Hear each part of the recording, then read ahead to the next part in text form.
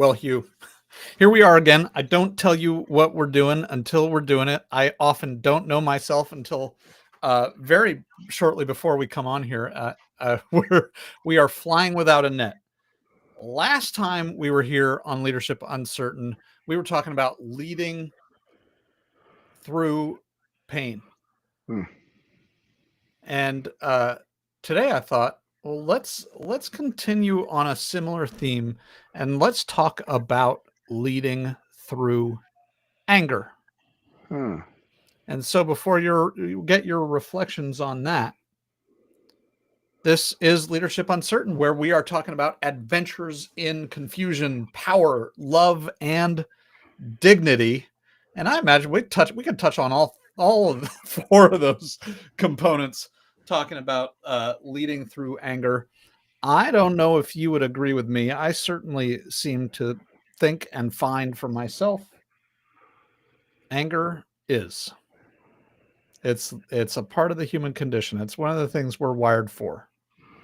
Um, and it's really got its hazards as a you know, if I think about a golf course, right? Anger is a trap. You know, I don't know if it's a water trap or a sand trap or or both. But the things that I find include anger can hijack my action. Hmm. And so if I'm acting from anger instead of purpose, that's got all kinds of bull in the china shop opportunities. And then also, anger is my business, and I think it's yours. And so, anger can not only break what I'm trying to accomplish technically, anger I find can also break what I'm trying to accomplish relationally. And so, if we can't get rid of it, then the question for us to talk about and grapple with and have fun with today is, if it can't be dispensed with, how do we lead through it? Hmm. Well, it's funny. I was on stage last week at a conference, and I described myself as a leader in business because I was an angry customer that just never stopped. Mm. Never stopped what? Never stopped. So, so what I'll tell you is that the business that I'm in, we were the first customer. Mm. We were the Your customer own, that, yeah. that's right. We were the customer that had to find a solution for ourselves.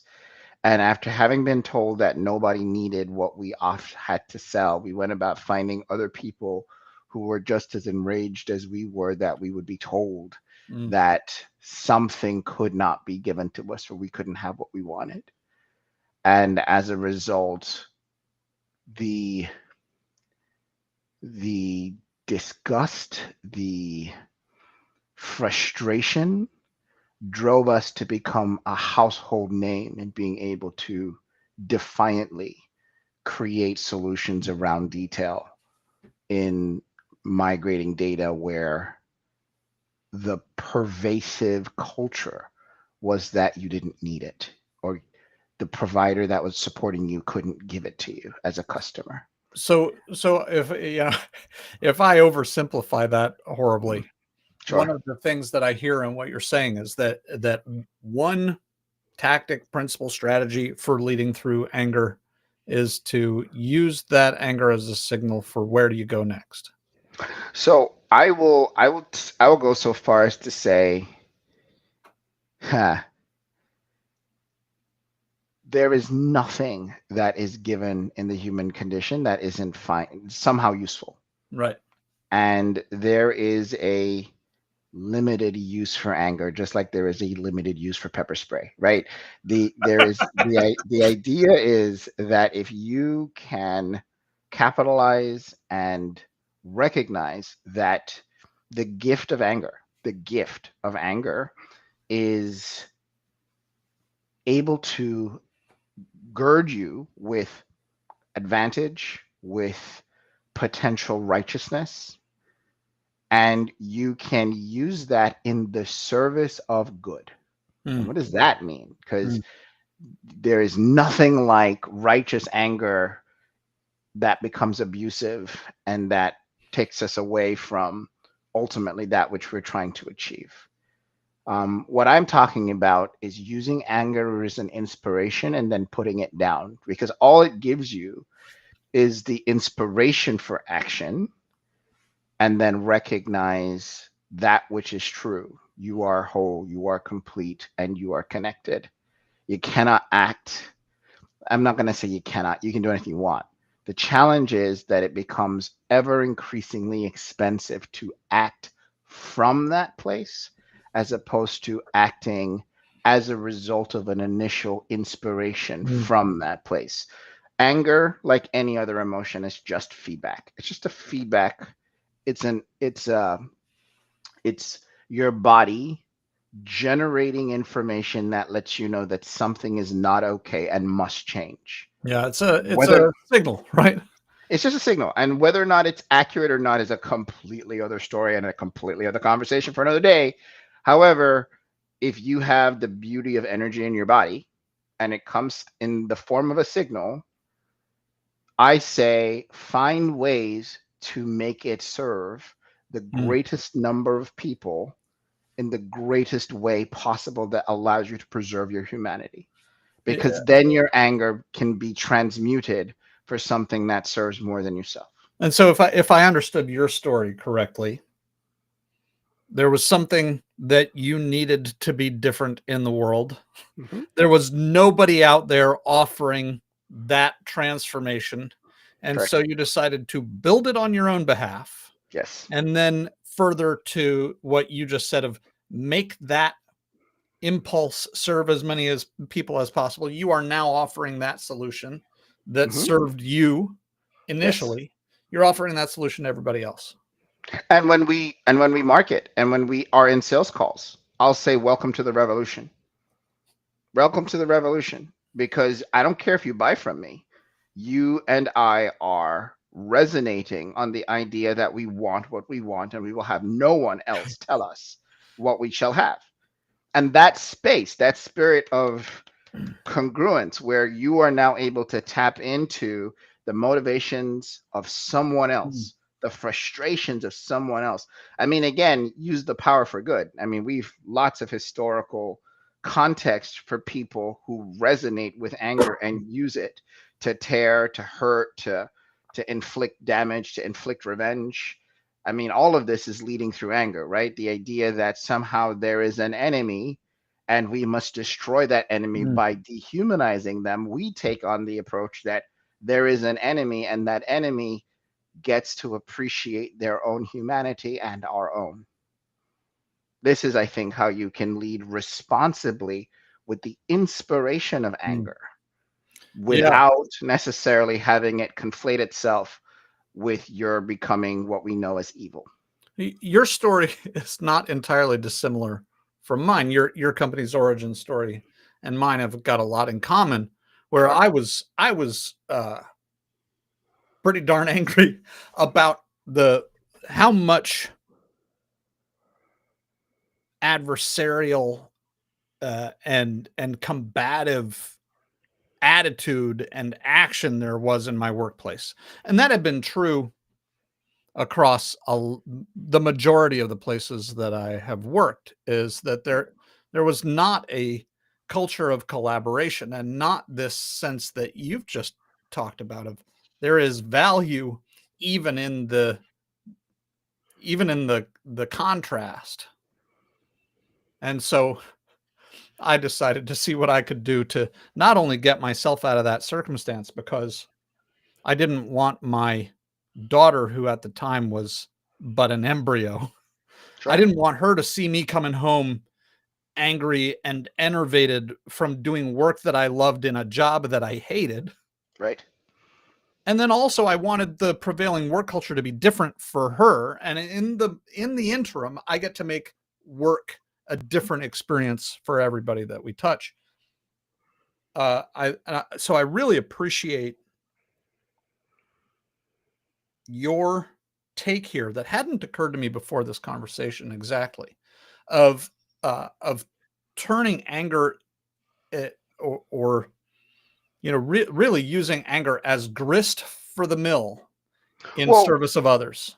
this is a wonderful distinction because I do believe you can feel anger without being angry. Mm, There is a powerful distinction between recognizing that you are receiving a very clear signal that provides you energy with which to change something. mm, Whether it's yourself, whether it's some other system, you now have the energy with which to act. Because I will tell you that being told that my business did not matter to people that I was serving, that was me. I was looking for me out there. yeah. And you can see me even becoming energized now just from channeling it. I feel the anger. I am not angry. I love And that difference. I love that or that distinction. And there may be people out there who are thinking that's a distinction without a difference. And I remember, I think the first time that the distinction that you're making really made sense to me is I heard somebody on a podcast talking about what they say to themselves is the me is angry.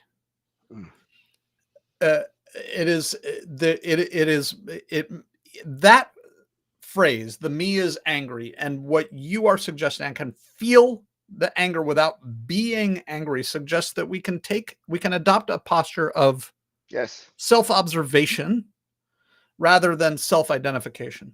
yes. So you don't lose perspective because at the end of the day, what do I need to do? It's interesting. I was in a customer interaction where it's funny when I screw up. It's always fun to take a stock, and it was curious in that I was invited to what I thought was a sales call, and I was totally wrong about what this meeting was. I'll share this story for those of you who happen to be listening. But effectively, what happened was I was invited to what I thought was a sales call for us to present our services. It was not. What it was a meeting with a VAR, a value added reseller, a business partner for a particular target system. And they were presenting to our prospect who had invited us to this meeting without giving us context. And effectively, when I saw what was being presented to these people and I understood what they were coming from, I got angry. The distinction I'm looking to tell you that I'm disconnected. No, I got angry. And I was like, what the hell is this? What you're showing them and what you're trying to sell them is nonsense. I know what they're on. I know what they're about to lose. And I began asking questions, basically displaying or putting on full display the complete ignorance, perceived ignorance of the service provider that was talking at the time, that was trying to push this customer along to do certain things, but those certain things would very much end in their absolute failure Mm, of the project. I don't mm. know anybody. I haven't been paid. I haven't been engaged. I'm just showing up to a sales call, and all of a sudden, I start just asking tough questions. What about this? What about this? What about this? What about this? What about this? Why is this not a part of this conversation? Because blah blah blah blah blah. And I was very animated. And when I asked a question and they gave me a nonsense answer, I said, "Okay, you just don't have a good answer," is what I'm hearing. And I said that in front of people I don't know, that I don't have a reason to care about. But what I felt very inspired by was the idea that no, what is being done here is wrong. Mm. What is being done here is wrong. And then I went back to my regular work and I forgot about it. And I imagined that the customer would not call me back because I was a complete lout. And I did actually even send a little bit of a message of apology because I was like, I'm sorry, I didn't mean to blow this meeting up for you. But here we are. What ended up happening is that they wrote back to my team a couple of weeks later and said, we absolutely need you to be on this team because he was able to advocate for us in a Mhm. way that we could not advocate for ourselves. Now, having since gone through a bit of the engagement and the consultative work with this particular client, they were concerned that I would be unnecessarily combative with their provider because they're not getting rid of them. We Mm. just need to find a way to get them what they want. So it was interesting that I had to hear their feedback and also adjust my posture to be more collaborative Mm. and use language that was like, okay, well, this is what I'm going to do to work with your provider to get what we need, with less of the fight and anger inspiration versus, hey, this is what we're going to be able to get done together. And if it's possible, here we go. And if it's not, here we go. But understand that if you tell me you want something, I am going to take any posture necessary until you get what you say that you want, until you tell me that you're willing to settle for less. And that is how I think simply taking a posture that is anger inspired, but not angry. So you're willing to be flexible, to be collaborative. You're willing to be flexible, to be engaging, charming if necessary. But if you don't actually come through with the specifications that we need for us to be successful, then the range of emotions are available for whatever needs to be done, as long as I continue to treat you with dignity. But I will not be accepting any bullcrap. So that's kind of the posture of what's Yeah. there. And what's great is that you have the full complement now of all your emotions available for you to be put to work. And then I leave the job and I go and I dance and I lift weights and I don't care about whatever's happening. And again, it doesn't really matter to me, but it matters to me for the purposes of getting our mission accomplished. Does that make sense? It makes total sense, and I really appreciate and value the use of the word posture, Hmm. because one of the things that I like about the word posture is it's something that you can adopt. Right? I Yes. can I can adopt an erect posture. I can adopt a slouchy posture. When we're training teams to uh, become more innovative as a matter of culture and a matter of way of being, one of the things that we suggest, one of our principles, is you adopt the posture that this problem can be solved. Sure. We're not asking you to believe it. We're Well, just let's asking you go to a step adopt further. the posture. Can I share a game I love to play? I played it with Please. my daughter the other day. I think I may have shared this with you. We were having a challenge with her writing, and she was saying, Daddy, I don't know how to do this. And I said, okay, I'll take it. Who would we need to pretend to be Mm. that knows how to write this? Let's just play a game. Who do I need to pretend to be right now so that I'm competent enough to do the thing that's being asked? Or that I'm brave enough to do the thing that's being asked? Or that I'm crazy enough to do the thing that's being asked? Who do I need to be or pretend to be? Or who do I have to call? Or who do I have to get on my team? These are games that allow for flexibility and creativity from whence creativity can flow. I love it So that game is a powerful one.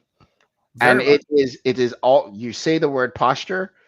Absolutely. It embodies how do I need to sit? How do I need to stand? How I need to show up? How do my cells need to vibrate into existence such that I am what is needed for this moment for the outcome that I have set forth? It's essentially, there's a very famous bumper sticker that is essentially the game that you're talking about, right? Tell me. What would Jesus do? Okay. Right? Yes, It's that's right. the wisdom of that bumper sticker, whether you're into Jesus or not. The wisdom of that bumper sticker is, Adopt the posture. from my position, I may not have the wisdom. Sure. From my perspective, I may not have the wisdom to respond to this moment the way that I would like to. Yes. And so let me adopt the posture. Let me adopt the perspective of someone whose wisdom I respect, and someone whose wisdom I would like to emulate, and let that perspective illuminate my path. And in so many ways, I believe that particular description of what you just said is the true essence of fake it till you make it. Because I have a That's so feeling wonderful. so often that is just so abused, where Mm, it is just an inauthentic sense of what what is it, imposter syndrome? No, yes, right. what you just described is the very essence of fake it till you make it, which is adopt a- an inspired frame. Mm, That's the other thing that we you talk about posture. Well, in dance, one of the things that's incredibly important is concept of frame. This is where you hold yourself up and you create a space for another person to be able to be led and connected with you. And that frame has you take a lot of responsibility not just for yourself, but for an entire experience for which you did not previously have any kind of context. Mm. That frame is transferable. The concept of a frame is transferable among domains in your life. And by holding a certain frame, you adopt a certain disposition and you hold a certain perspective.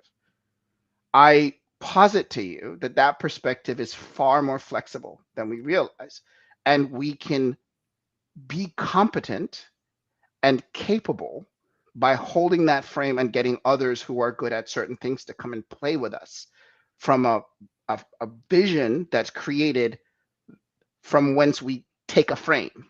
Like hold a position, have an idea, get friends, and go do something. I love this as a definition for an authentic fake it till you make it. Yes, But it is inauthentic to simply go out and pretend that you know what you're doing correct. and be shooting from the hip. It is definitely authentic to say this is a person or this is a perspective that I respect, and I can act as if it is my perspective and have my own authentic response from within what I imagine this perspective to be. That I Yes, find completely authentic and much yes, more responsible. yes. And do it with friends. That's when it becomes leadership. And do it with friends. Have a mission. Be honest. I don't know what I'm doing, but you know what? The solution feels and looks like this. Mm-hmm. It feels and looks like we have capabilities. And people who are supposed to help you get that done will show up exactly as they must. And together, whether you can afford it or not, you will go forge something. Just like you. Like I believe deeply in what the Yes Works is trying to achieve. Deeply. Like I have basically consigned myself to the idea that my company will be around so long as your company is available to have trainers. Well, let that be a good long time yet. Uh, the next thing that I like about this version of fake it till you make it, this version of adopting a posture and letting your own self express itself through that frame, is that the more you use that frame, the more accessible it is, and eventually it just becomes, with enough reps, a part of what you've got. Now we have to be careful. Now Interesting. we have to be careful because I see it the other way. Tell me.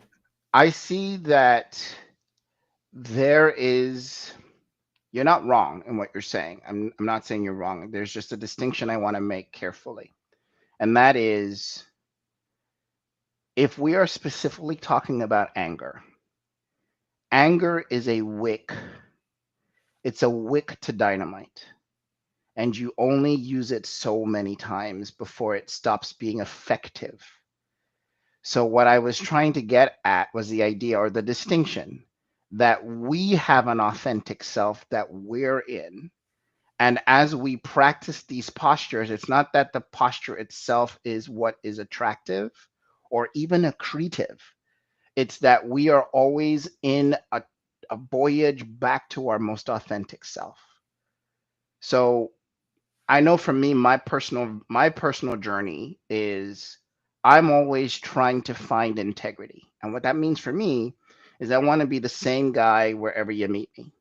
If I'm the CEO, I'm the same guy that's the boyfriend, the same guy that's the husband, the same guy that's the father, the same guy that's the dance partner, the same guy that's the dance instructor, the same guy that's the volleyball player, right? The same guy that's the lifter. And I should not be constantly changing who and how I show up to fit my context. But if I need to have a posture to have significance in that domain, then as I grow in significance in the different domains, I get to relax into the single human being. That's always the same. That's my own life's journey. So when you say something like you practice the posture and then that becomes the thing, I say yes, except if the modality is anger, you don't want to be known as the angry person. Indeed. And in fact, one of the things that I find useful about this is in changing my own relationship to anger for the ability, for example, to exercise the distinction that you made at the top of, okay, for example, I might tomorrow notice the anger welling up, Sure. associate with the anger such that I find myself angry, Mm. and then I might go, well, I don't have a whole lot of experience with this, and my good friend Hugh says you can feel the anger without being angry, so I'm going to adopt that frame. Sure. And that may be a difficult frame for me to hold. And like in meditation, it's like I'm going to focus on my breath until my thoughts take me somewhere else. And then I'm going to notice that my thoughts have taken me somewhere else. I'm going to come back to my breath. And the work of meditation is, in fact, that discovery. Oh, I've left my breath, or whatever it is you're meditating on, Sure. to bring yourself gently back to the focus of the meditation. And I am thinking of this similarly, that if I find it more authentically me to not be angry and rather to experience the anger as an observer, I can make that shift. I will probably be drawn back by my association with the anger, Sure. and then I can return myself gently through the frame that my friend Hugh has, right? What would Hugh do? Sure. Right? That'll be my bumper sticker for anger, for example. And by reps, I can become a more adept wielder of that frame. Absolutely. And let your friends in. So where I have become Cheers. more, cheers, where I've become more, where there's more experience now is with my executive team. I'll I'll be honest. Or they'll be in a place to call me out and say, Hugh, it looks like you're beginning to behave from your emotions. Mm. Slow down. The fact it happened just a week ago. Just a week ago, I was in a place where I was saying something. Now, I don't necessarily agree with the feedback that I got on the topic, but that's not the point. The point was the environment was safe enough Mm. for those who were close to me to be able to say, "Hey, Hugh, we see you, and you are not doing okay. We see you, Yeah. Yeah. and it is not appropriate for you to be acting from a place of impairment." Mm. Because that's what you don't want. You want the anger to inspire your best work. You don't want the anger to impair your judgment. I love that. And I think that it's the what I love about that, and what I want to highlight for the viewer, being angry is being impaired. Yes, We are impaired when angry. We might as well be drunk. worse. Because at least when you're drunk, you don't have the ability to operate machinery with ruthless efficiency. Mm. When you're angry, you can hurt people. You can write things you can't take back. You can say things that can destroy relationships forever. At least when you're drunk, you know, you can be given something that looks like grace. So I want to, and it's interesting that we don't synonymize them all that much. We do say, oh, he's just drunk. We don't necessarily say, ah, he's just angry, right? Though I think, when I think about some of the wisest people in my life, I think they do and will say, ah, he's just angry. Yeah, We'll come yeah. back. We'll come back to him when he's sane. I tell you, one of my favorite things to do when I owned the stores. I used to own a bunch of retail stores in North Carolina. Um, was to was to talk to the angriest customers. That was my favorite thing to do. Somebody Mm. have a complaint and they would escalate it to the manager. Yeah. And I used to love to talk to those people because it was a fun exercise to see what I could do and say to have them feel heard, to have them feel seen, and to have them know that they matter. I love that And, it, also. It's one of my favorite things as well. and so we just would take them from this place of I remember this lady, see her facing my head sometimes when I close my eyes. I remember she was at the window, no teeth, and screaming at the top of her lungs, spitting on the glass. And I just remember thinking, oh, wow, how beautiful. Like just how beautiful an expression. Hmm. Look at the expression of energy. This is like watching a hurricane, but a hurricane wrapped in skin. There you go. That's poetry for the day. So the idea is that you've got this huge, just massive expression, and my heart goes out to her. And in that moment, I would I would see what I could do, because I might not even be able to solve her problem, but the anger is about being seen. So here's how you manipulate.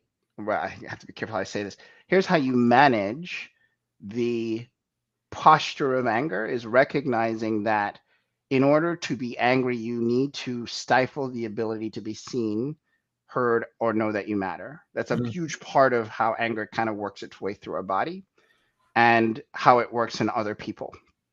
And so, part of the exercise is recognizing, okay, well, if I want to bring this down or make it less personal, how can I make it so that people feel seen and that they're heard and that they matter? And then hear her.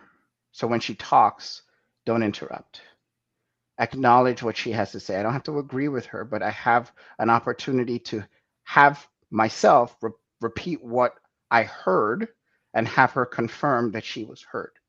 It's amazing how conflict will begin to ratchet down when someone who is coming at you feels like they are getting through. And You don't this have is to. this is an interesting shift we've made from kind of leading through my anger to now how do I lead through your anger? And I think that's Sure. so valuable what you're saying about being seen and heard, ratcheting down anger. Chris Voss wrote a book called Never Split the Difference. He's a former hostage negotiator. And he says if you get somebody to say you're right, you've just lost the negotiation. That's their attempt at a brush off because they've decided that this conversation is not worth their time and attention. They're not getting anywhere. If they Okay. say you're right, yeah, you're right. That's a I don't want to talk about this anymore. If they say that's right, that's confirmation that they feel heard and seen, and you may be able to start to make progress from this point. Mm. There was. I'm going to tell you one more story, and then we'll get back on track because I don't think we've actually left it, but it. I hear you in my head. So what I'm going to say is this: I used to talk about the sick relative. So anytime someone is behaving in a way that is inexplicable or off-putting, and you feel like you are on the verge of being triggered, Mm. I remember the exercise. This is an exercise that I've used for 20 years. Here it goes. Have you ever visited a relative in a hospital? Yep. So think of that relative right now, if you don't mind. And let's imagine that you're going up to them and they're sick in the bed. Mm. And you're across the room. You walk over to them to greet them, and they look at you, sit up, bend over, and throw up on your shoes. What do you do? Do you get mad at them? They're sick. Do you get mad at them? Nope. Nope. You probably will go kind of back away. Hopefully, if you have time, you clean your shoes off. And if you come back, you probably don't stand as close because you already know that they are projectile vomiting and you don't want to get your shoes dirty because you don't want your feet stinking like vomit. The people who are angry around you are in the bed and sick. And when they take out their anger on you, they've just vomited on your shoes. Mm. So is it appropriate for us to vomit on the bed back on them? Because that's what a pissing match with a lot of shouting is effectively doing. Yeah. It's you vomiting back on the sick patient that vomited on your shoes. In no right mind would you do that in a hospital setting. So if you can reframe the scenario, it allows you to be able to have just a moment of compassion. And sometimes that's all you need to be able to fend and metabolize the anger of someone else so that you can have the necessary compassion. That's And excellent. so that's my hospital exercise that I've been doing when I've needed to find strength beyond strength when people are particularly triggering.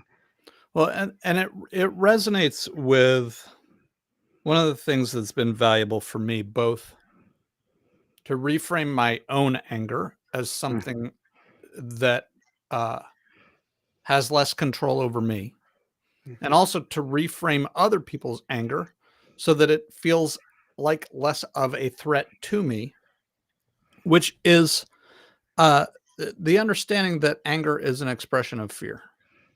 Sure. And And insecurity smashed into fear and insecurity like yeah, smashed in together. yeah. Yeah. Keep going.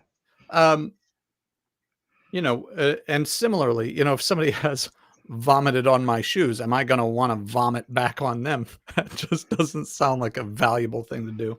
And if someone is shouting at me at the top of of their lungs in some fashion, I'm terrified of you. I'm terrified of you. Am I going to want to shout at the top of my lungs? Well, I'm terrified of you too. I'm terrified of you too. Like that doesn't sound productive. Uh, But and it's that's what we do. really what we're doing.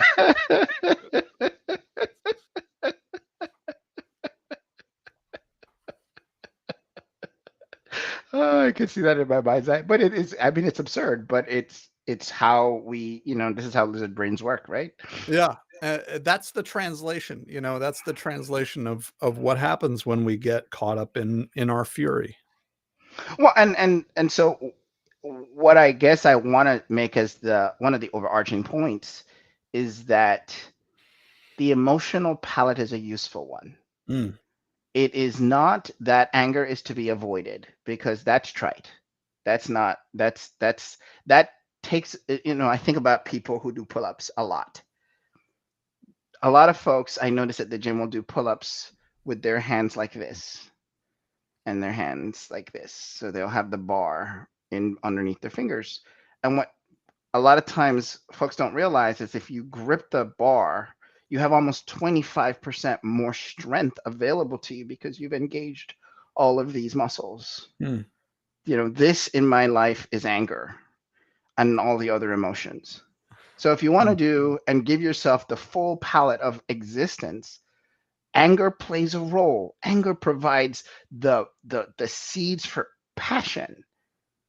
Just be careful the in what you put it into and how you operate from it. mm, That's the real dance. It's can I use enough to inspire and engage action that serves? mhm, That's what I found to be the most useful application of anger in leadership. Can I be inspired to change? And you know what the beautiful thing about anger is that all you have to do is express it the right way and you'll make friends. mm. You will get other people to be completely aligned and you will find ways to afford things you could not afford before because it provides a level of energy to go solve problems that is unlike any other kind of effect in your world. However, use quite carefully because it is not something to be overdone. Go ahead. Yeah. I didn't mean to cut you off. Not something to be overdone, and something to direct very carefully. Yes. Um, one of the things was something that's been true for me and important for me that I think is really congruent with what you're saying. And I alluded to this earlier is my anger is not about you, even Yes. if I'm angry at you. My Sure. anger is mine. It's my business and it's my signal. And as long as it gets me into action, that, as you've said, is preserving of your dignity, great. The minute I use my anger to start to bludgeon you, not so great. It's one thing, it's one thing to say you are making me angry. Oh wow. It's a completely different thing to say, huh, I notice I am becoming angry. Well, you just now touched on a very important distinction. The the way for responsible leadership through anger is in recognizing your responsibility Mm, around the emotion. This is what I think you've just articulated. that's right.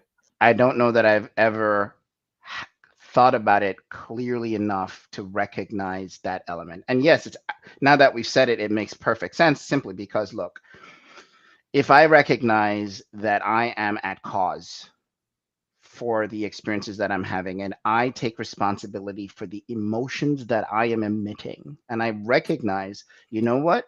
I'm not going to repress this emotion. This is useful. At the same time, just like I have a scar on my right hand. It was because when I was 12, a 14-year-old kid had a knife. I surprised him. He got scared and angry and lurched and panicked and cut me. Mm, And it was an mm, inch deep. It was an inch deep that went down, and we had to rush me to the hospital and get stitches and all this other things. Um, was it my fault that it happened? No. Was it my responsibility that my arm was cut? Absolutely. mm. And huh, being able to overcome all the things that happened because of this became an incredible opportunity to build character. Hmm. I made him jump. He cut me, but guess what? I cannot blame my feelings on what he did. I Hmm. cannot let his actions control how I feel about my injury that's Hmm. still with me today, almost 40 years later. You know, one of the things, this is going to sound awful, right? Uh, It can be valuable to me and has been valuable to me in the past to think of you momentarily. And I Hmm. don't mean you, but you, whoever it is that I believe is making me angry or whoever I'm becoming angry with, to think of them in some way as an inanimate object. Sure. Not because it's true, but because it's useful to me. People talk about like business gets done on the golf course because you have so much time with somebody, right? It takes 4 hours to go through 18 holes of golf. And meanwhile, you get to see whether people are honest and you get to see how they respond to frustration, Yes, right? And yes. some people will, and unless you're a really good golfer, you're Yeah, gonna do some boneheaded stuff on the golf course. And some sure. people will, in rage, spike their golf club on the ground or throw it or blame their equipment or blame the sun, right? There's all these ways in which people reveal themselves, Hmm. and I don't do that stuff. Not just, and I'm just using golf as an example. I don't get mad at inanimate objects. I don't throw my golf clubs. I don't blame get pissed off at my computer, Mm, because I recognize that no matter what happens in golf, no matter what happens with my computer, uh, it's just me over here. sure. And there's something profoundly true that even if you are a human being and you are doing stuff to me, even so, You're it's still just responsible. it's still just me over here. Yes. On my side of the net, it's just me over here. And there's Well, no more real sanity in getting pissed off at you than there is in getting pissed off at a golf club. well, I'm very proud of you because you found that realization through a very sane way. I'll tell you how I came to the similar conclusion was not as pleasant.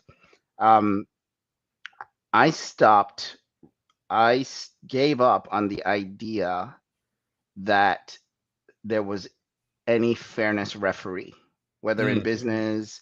I've had business relationships that have gone powerfully wrong. And maybe someday I'll write a book for some of the experiences that I've had with some of the people that I trusted and did terrible things to me and transcending the experience. And at no point, I mean, in one case, we actually had to get the State Bureau of Investigation involved and put out warrants for the people who had harmed us, and they were never found. So it's like uh, we have been hurt enough times to recognize that true justice may not come. And there is usually no really good referee out there. And let's not even get started talking about relationships. There are no referees to have things be fair the way that we've been Yeah. taught that fair is supposed to work. And then you realize, wait a second, you know what?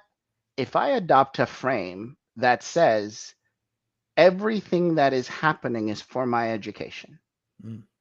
everything that is happening is for my education and benefit, I get a cut. I had, a piece of metal in my eye that rusted. And so I had to walk 3 miles a day in each direction to school because I couldn't go in the bus because the bus was too painful. Mm. And I had an eye patch and an arm across my chest, walking to school and walking back. It taught me that I could really survive almost anything. Like I just could walk. And when I can't take a bus, I can walk. And I can walk 3 miles in either direction and I'll be okay.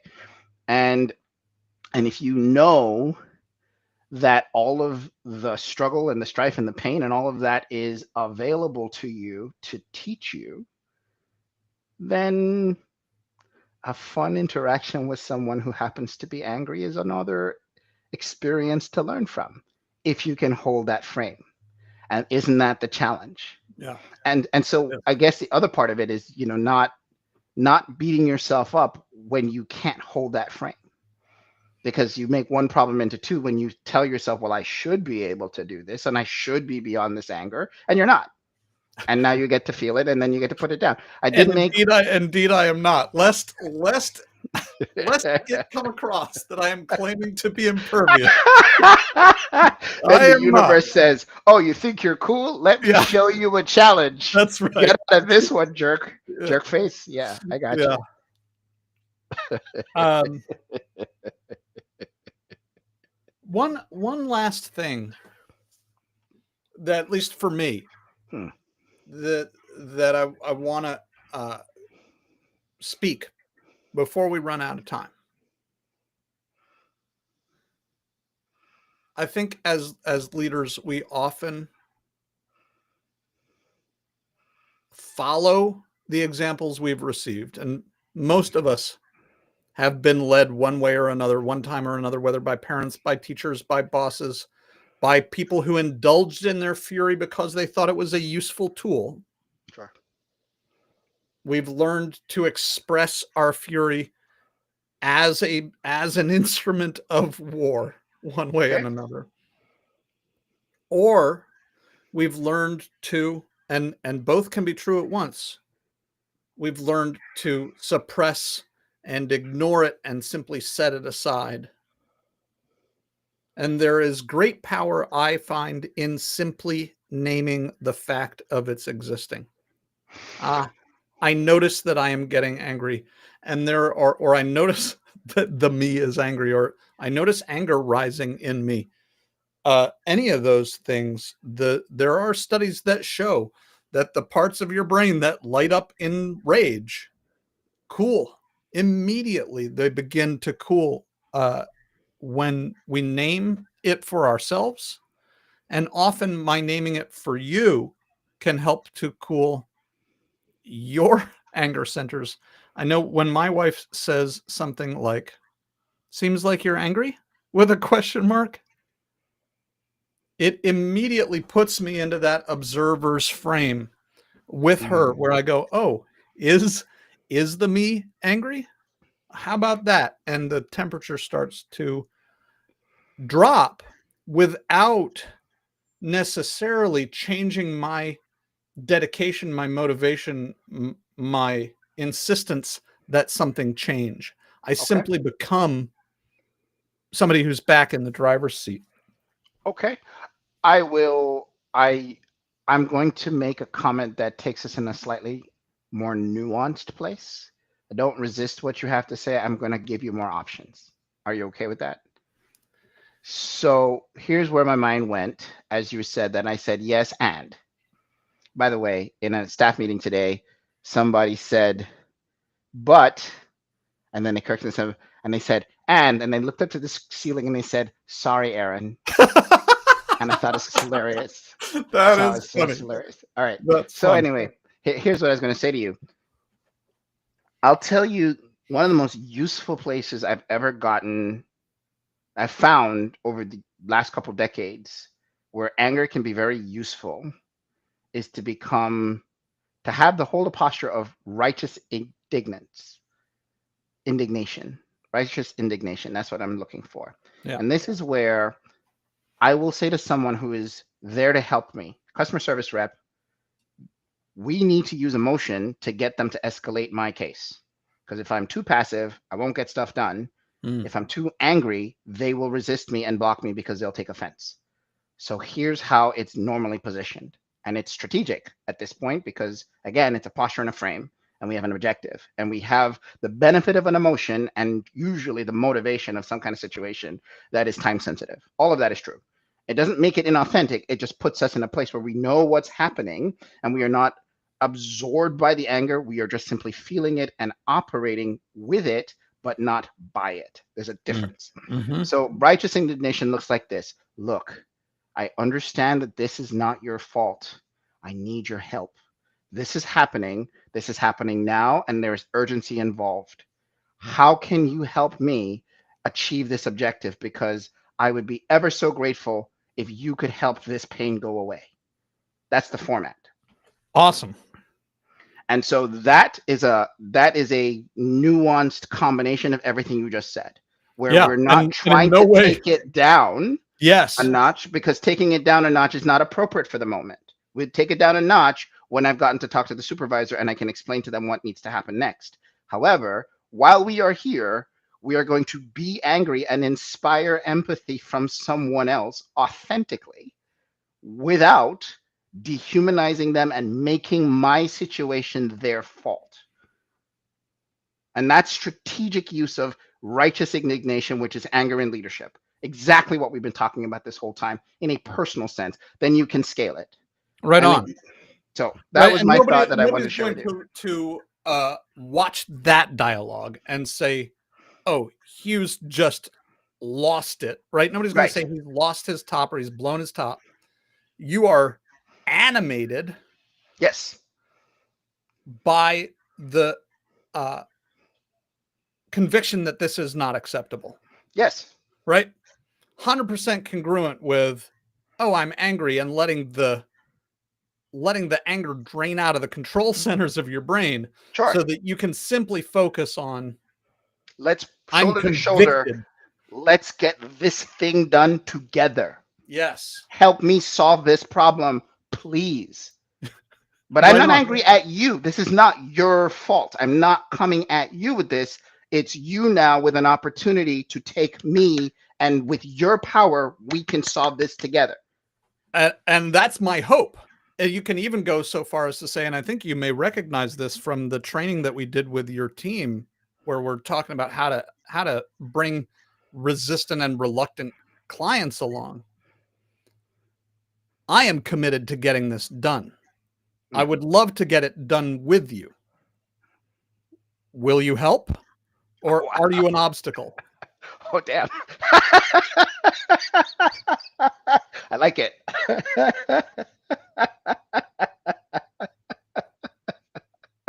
And they say that this is soft skills, right? Holy crap. Right. Soft is not my favorite descriptor of this kind of skill. Good times. I appreciate this conversation today, Aaron. Thank you. Me too, Hugh. It's always fun. Thank you for joining us, you who are watching. This has been and remains Leadership Uncertain, where this has been for me one more adventure in confusion, power, love, and dignity. So thank you for joining us, whichever among those experiences you may have been having. Yeah, who knows? Maybe we've made a bunch of people angry at us today here. All right, folks. Thank you for being here, and we'll see you next time.